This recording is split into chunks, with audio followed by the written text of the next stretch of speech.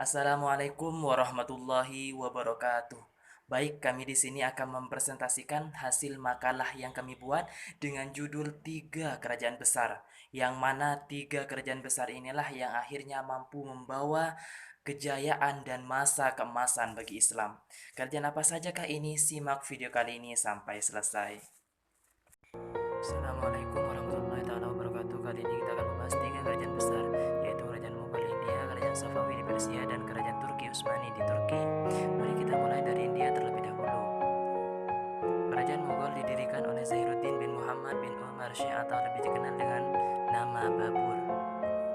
Babur adalah keturunan timur lain dari garis ayahnya dan Hula bukan dari garis ibunya. Selama sekitar 2 abad, Kesultanan Mughal membentang dari pinggiran luar lembah Indus di barat, Afghanistan Utara di barat laut, Kashmir di timur, dataran tinggi Assam dan Bangladesh masa kini di timur, dataran tinggi Deccan di India Selatan. Masa kejayaan dinasti Mughal adalah saat dipimpin oleh Sultan Akbar.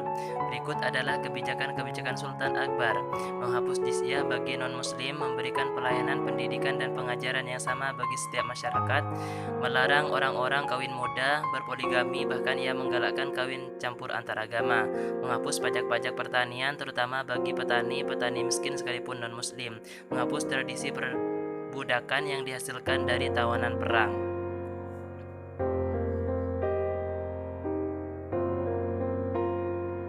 Sultan Akbar juga membagi wilayah dinasti Mughal menjadi 12 provinsi atau biasa disebut subah. Dalam bidang pertanian, wilayah terkecil disebut deh dan beberapa deh tergabung dalam pargana.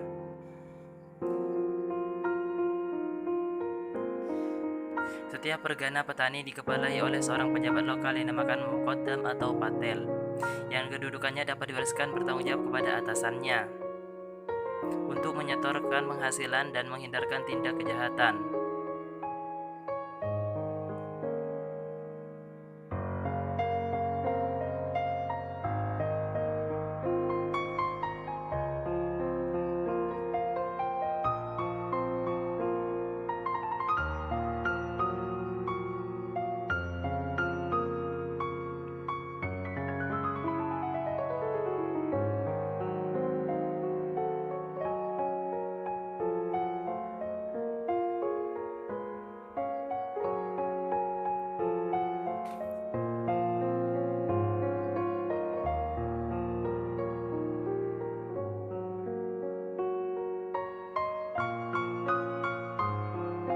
Sejumlah pembayaran tertentu dibebankan pada tiap unit tanah dan harus dibayar secara tunai. Besarnya beban tersebut didasarkan pada nilai rata-rata hasil pertanian dalam 10 tahun terakhir. Pajak dari tanah dipungut oleh zamindar. Hasil pertaniannya adalah biji-bijian, padi, tebu, rempah-rempah, tembakau, kapas, dan bahan-bahan celupan parata. Berikut adalah sebab-sebab kehancuran dinasti Mughal. Berikut adalah sebab-sebab peninggalan kerajaan Mughal di India.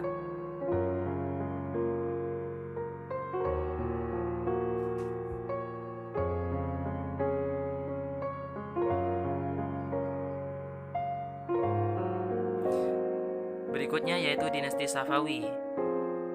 Dinasti Safawi bermula dari gerakan Sufi di kawasan Azerbaijan yang disebut Safawi. Pendiri gerakan Sufi inilah Syekh Syafi'uddin dari Ardabil yang berkuasa tahun 1501 hingga 1722. Ardabil adalah sebuah kota bersejarah di Iran Utara. Nama Ardabil berasal dari nama Zoroastrianisme Artafil yang berarti kota suci. Meskipun jatuh pada tahun 1736, salah satu warisan terbesarnya adalah kebangkitan Persia. Sebagai benteng ekonomi antara timur dan barat, pendiri negara yang efisien, dan birokrasi yang didasarkan pada check and balance, dan inovasi arsitektur dan seni. Selain itu, karena Safawiyah pula Syiah menyebar ke seluruh Iran dan sekitarnya. Pada puncak kejayaannya, sastra, kesenian, dan arsitektur Persia berkembang pesat, dan contohnya adalah pembangunan alun-alun Naqshi Jahan di Isfahan. Kejayaan Safawi mulai surut pada abad ke-17. Raja-raja Safawi semakin lama semakin tidak efisien dan hidup berfoya-foya. Iran juga terus diserang oleh Turki Utsmani, Afgan, dan Arab. Safawi turut berhadapan dengan ancaman baru, yaitu Kekaisaran Rusia di sebelah utara dan serangan tentara Mughal di sebelah timur. Lebih buruk lagi, ekonomi Safawi merosot akibat perubahan jalur perdagangan antara timur dan barat yang tidak lagi menggunakan jalur sutra tetapi menggunakan jalur pelayaran.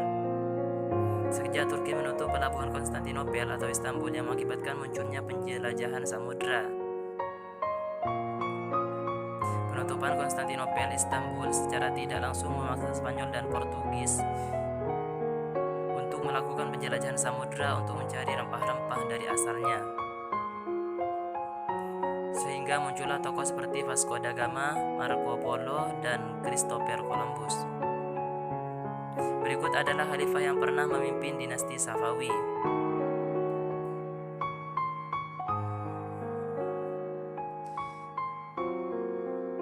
Pasca Kesultanan Rum yang dipimpin dinasti Seljuk bubar, wilayah Turki terpecah menjadi beberapa daerah merdeka dan pemimpinnya disebut Ghazi. Salah satu Ghazi menjadi Kesultanan Turki. Khalifah Turki Utsmani berkuasa selama 625 tahun. Turki dipimpin oleh 38 khalifah, dan Sulaiman Al-Qaunani, Khalifah Turki Utsmani ke-10 yang membawa Turki pada zaman keemasan. Sebagai jasanya, relief Sulaiman I menghiasi interior Dewan Perwakilan Amerika Serikat.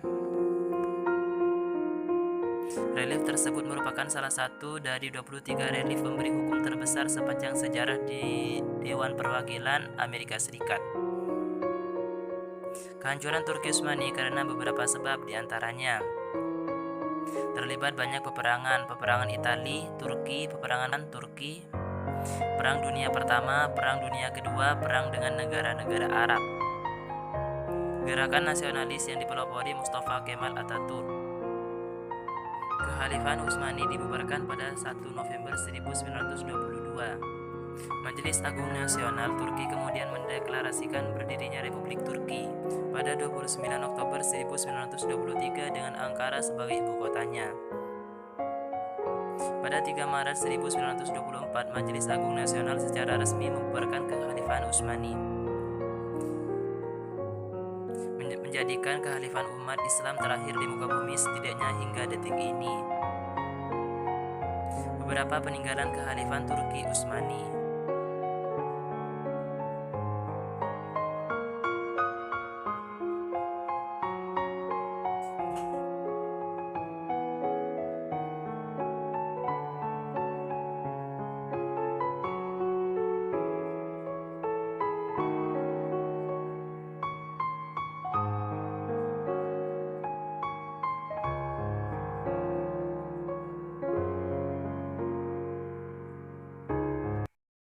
Nah, itu dia tadi penjelasan tentang 3 kerajaan besar.